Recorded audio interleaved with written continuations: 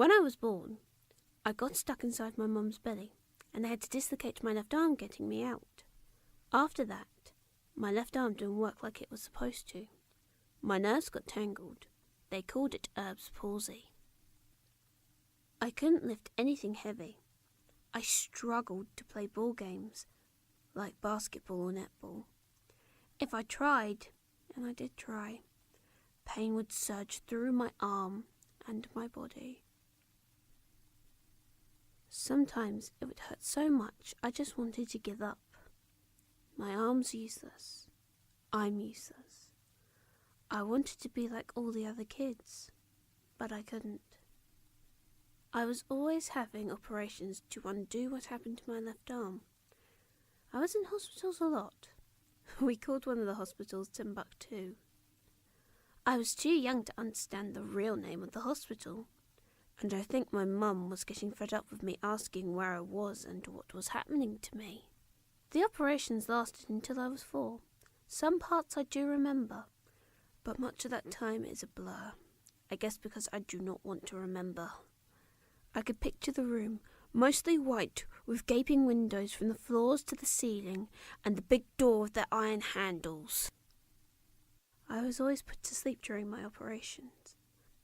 When I imagine the surgeon cutting into me, I see a toy maker repairing a broken doll, trying again and again to fix her cogs and springs. We were on the way to Timbuktu for another operation when it happened, when I lost Mr. Leopard. Mr. Leopard is a small stuffed teddy bear Mum gave me just after I was born. Mr. Leopard and I were inseparable. Mum couldn't hold my hand during my operations, but Mr. Leopard was always right beside me, my guardian. So we just got off the train at London Victoria, and we only had a few minutes to get to the hospital, so the chase was on, people buzzing past us like racing cars.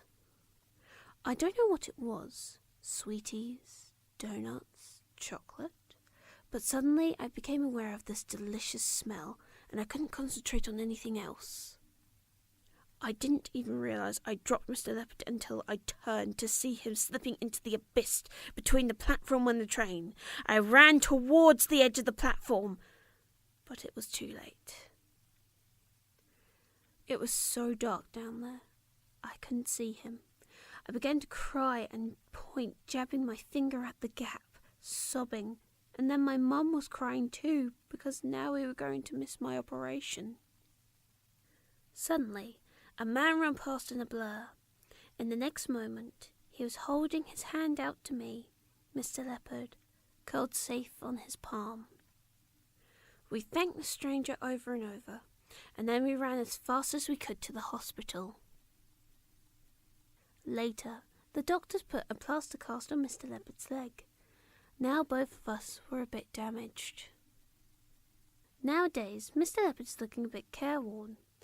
When he fell between the train and the platform, his face got damaged. His eyes, nose and mouth are lopsided. He's lost his whiskers and his ears flop. He smells a little musky too, but I don't care. All these years, Mr. Leopard still sits beside me when I sleep. When I think about my disability, I can honestly say it does not bother me.